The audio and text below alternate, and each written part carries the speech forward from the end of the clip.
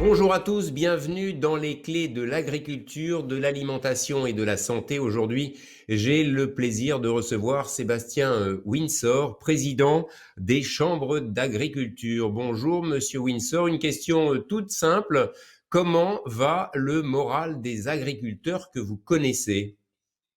Alors, euh, j'allais dire, je ne sais pas s'il est très différent du moral des Français. En tout cas, on sort d'une crise sanitaire sans précédent pour rentrer aussi dans une crise économique sans précédent. Quand on fait un peu l'analyse des conséquences de cette crise, puisqu'on ne peut pas la mettre de côté quand on parle du moral en ce moment, quand on fait l'analyse des conséquences de cette crise sur le monde agricole, allez, je vais retenir deux choses. D'abord, sur les filières, des situations très très disparates selon les filières. Certaines filières qui ont été peu touchées, d'autres qui ont été très gravement touchées. Je citerai par exemple l'horticulture, où c'est une période où les horticulteurs font 80% de leur chiffre d'affaires sur la période où on a vécu la crise Covid. Et donc certains ont perdu des chiffres d'affaires absolument colossaux. Et en plus, pour entretenir les plantes, pour gérer les serres, ils ont quand même été obligés de garder le personnel. Donc là, des situations absolument terribles, absolument dramatiques. On l'a vu aussi sur des filières qualité autour du lait, avec des AOC qui se sont plus vendues parce qu'elles se vendaient dans les fromages à la coupe. Des gens qui avaient des marchés autour de la restauration hors domicile qui ont été touchés. Une filière, par exemple, comme la filière pomme de terre, c'est peut-être anecdotique, mais elle est très touchée puisque l'arrêt, j'allais dire, de la restauration rapide a fait baisser la consommation de frites. Et puis, voilà, la consommation de vin, de cidre, le lin lié au textile, toutes ces filières-là sont très fortement touchées. Et on a essayé voilà, on essaye au fil du temps de remonter les informations, de gérer ou de demander au ministère et puis de gérer avec le ministère des plans d'urgence pour accompagner ces filières en crise. Et puis à côté de ça, on a Alors vu vous, un autre mouvement pendant la vous crise avez qui est dans l'autre sens, des consommateurs, j'allais dire, qui ont retrouvé le lien avec leur agriculture. Parce qu'on a eu peur à un moment de ne plus être alimenté pendant cette crise. On a eu peur que la chaîne alimentaire ne tienne pas. Et les gens ont vu l'importance d'avoir une agriculture en France et le lien entre cette agriculture et l'alimentation qu'ils ont tous les jours, qu'on avait parfois un peu oublié. Et ça a remis en avant le métier d'agriculteur, ça a remis en avant l'importance de cette activité, de cette chaîne alimentaire et du fait d'avoir une forme de souveraineté alimentaire. Et donc ça a plutôt donné un peu de baume au cœur au moral des agriculteurs pour répondre à votre question sur la deuxième partie, parce que les concitoyens ont retrouvé et ont redonné du sens au métier d'agriculteur. Est-ce que vous pensez, monsieur Windsor, que ça va durer? J'ai un certain nombre de responsables politiques, de professionnels du monde de l'agriculture qui me disent, effectivement, les Français se sont rapprochés des agriculteurs, la proximité, on a acheté en proximité. Maintenant, le naturel, comme me disent certains, va revenir au galop, on retourne en grande surface et puis on va oublier tout ça. Alors, en tout cas, je vais pas jouer les Madame Soleil et faire des prévisions sur ce qui va se passer très finement.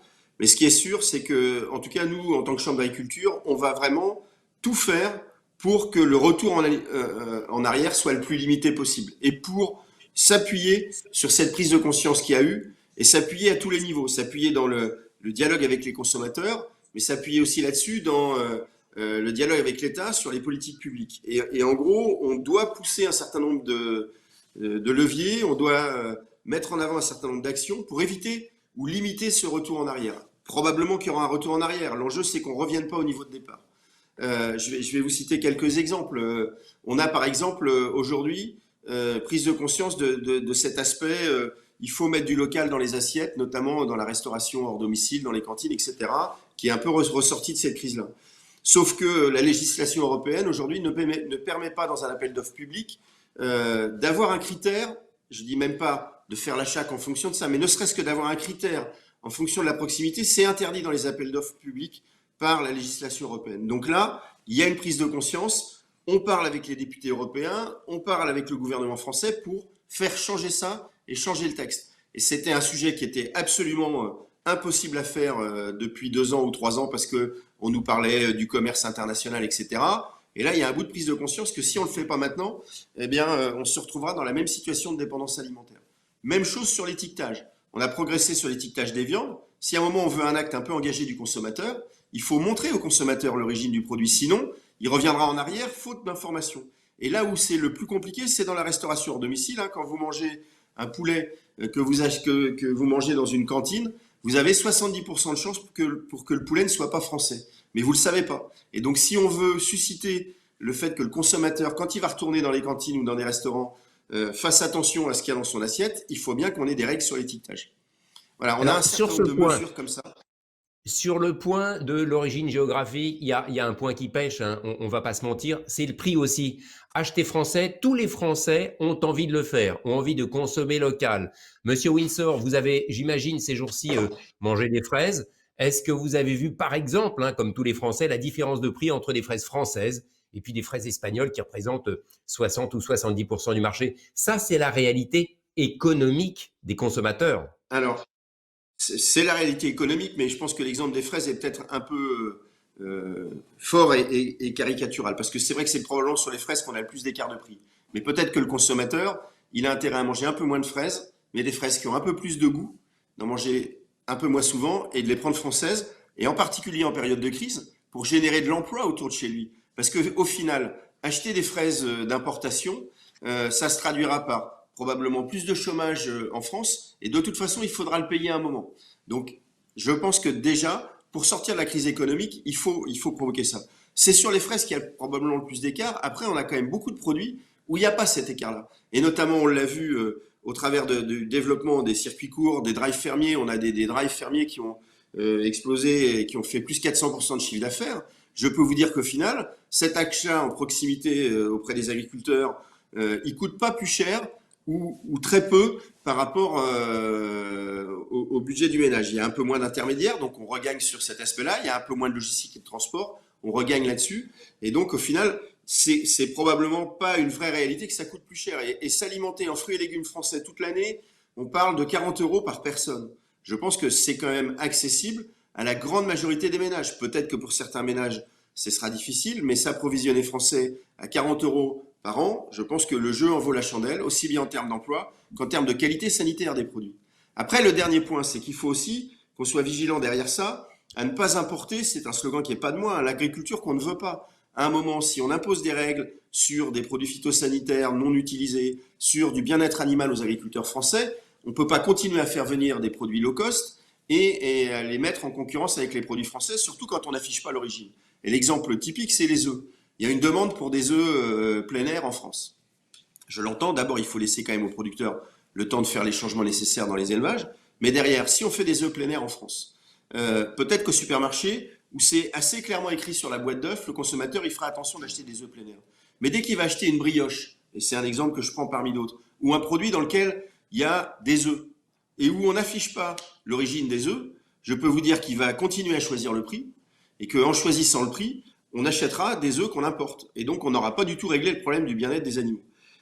Juste dire que quand même, on a vu aussi, ce qui me donne un peu d'optimisme, un petit changement d'attitude de certains acteurs de la grande distribution. Et je pense que c'est aussi dans leur intérêt de sortir d'une guerre des prix entre eux, qui leur fait tous perdre des marges, pour à un moment, j'allais dire, redonner un peu de sens à leur métier de distributeur, et notamment de pouvoir mettre des produits de proximité, peut-être pas 50% de ce qu'ils vendent, mais si déjà on avait 10, 20% des produits en grande distribution qui soient des produits de proximité, on verrait dans une partie des achats du consommateur cet acte un peu citoyen. Et ça coûterait pas très cher. Il faut juste qu'on change les habitudes, parce que quand il faut passer par une centrale d'achat pour vendre ses fruits et légumes juste au supermarché d'à côté, parce qu'on est un petit producteur et que quand on est petit producteur, on ne sait pas alimenter tout le monde, ça marche juste pas.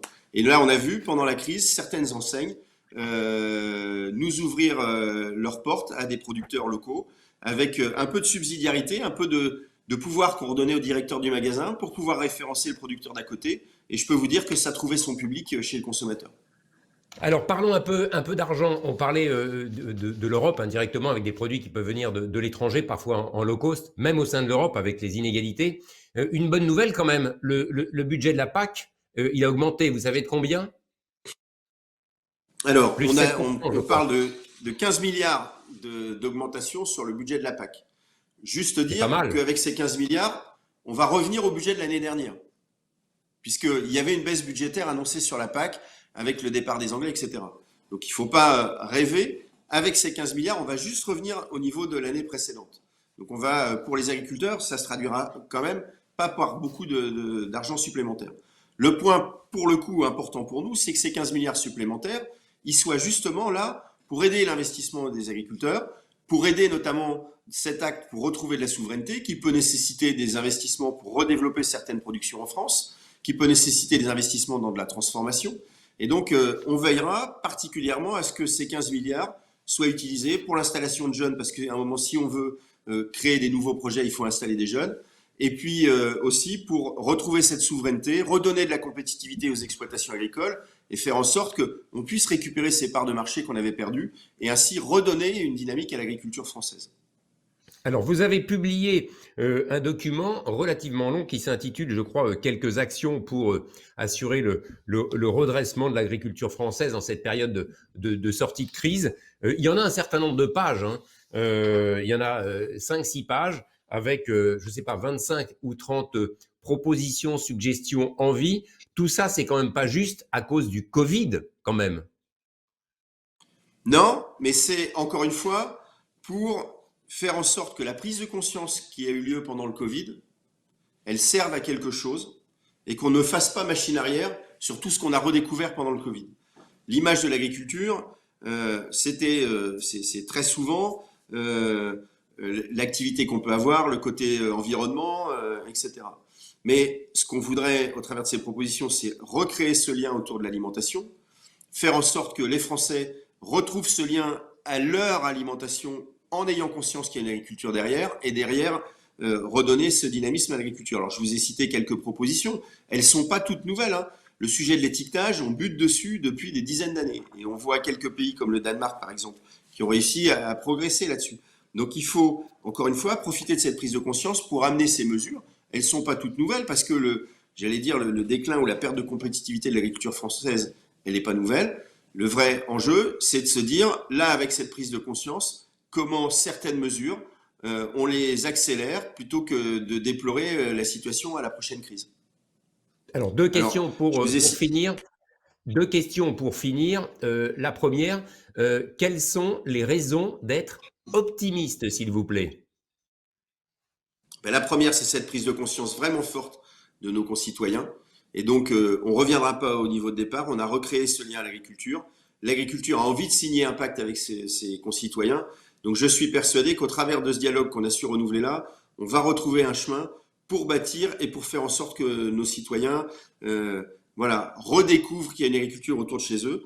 Avec la crise économique qui se prépare en plus, on va redécouvrir aussi que l'agriculture, c'est un secteur économique qui peut générer de l'emploi, qui génère de la valeur ajoutée et qu'on a bien besoin de tout ça en ce moment. Dernière question qui fait rebond à votre site. Il y a une vidéo de présentation de vous-même et de votre projet, puisque vous êtes aux manettes depuis quelques mois. Vous disiez, les chambres d'agriculture, c'est un peu un vieil éléphant qui a du mal à s'adapter, je reprends vos termes, et il faut que ça devienne un springbox, une gazelle agile. C'est en passe de transformer cet éléphant, je ne vais pas dire ce mammouth, pour rappeler un ancien ministre, en gazelle agile. Je reprends Oui, vos oui, propos, hein. oui, c'est un propos alors qui était destiné aux élus pour motiver les élus des chambres d'agriculture. Moi, c'est une instance dans laquelle j'ai vraiment confiance parce que il y a beaucoup de savoir-faire, il y a beaucoup de matières grises, il y a un vrai attachement à l'agriculture. Et donc, voilà, on est en train de faire ce qui est nécessaire pour permettre d'apporter aux agriculteurs le service dont ils ont besoin, de les accompagner dans cette période, j'allais dire, de chamboulement, de transformation, d'attente de la société auxquelles ils font face, y compris de difficultés techniques avec le réchauffement climatique, et pour le faire de façon plus agile, avec une agriculture de plus en plus diverse et avec des besoins de plus en plus forts. Donc on est en train de s'adapter pour mieux répondre aux besoins des agriculteurs et par là même servir les attentes de la société telles qu'elles ont pu s'exprimer récemment. Merci, Monsieur Windsor, de vous être exprimé sur les clés de l'agriculture. Et puis, bien sûr, j'espère qu'on aura l'occasion de se retrouver pour parler de tous ces sujets. Il y a, comme dirait l'autre, du pain sur la planche. Merci à vous. Merci beaucoup. Au revoir.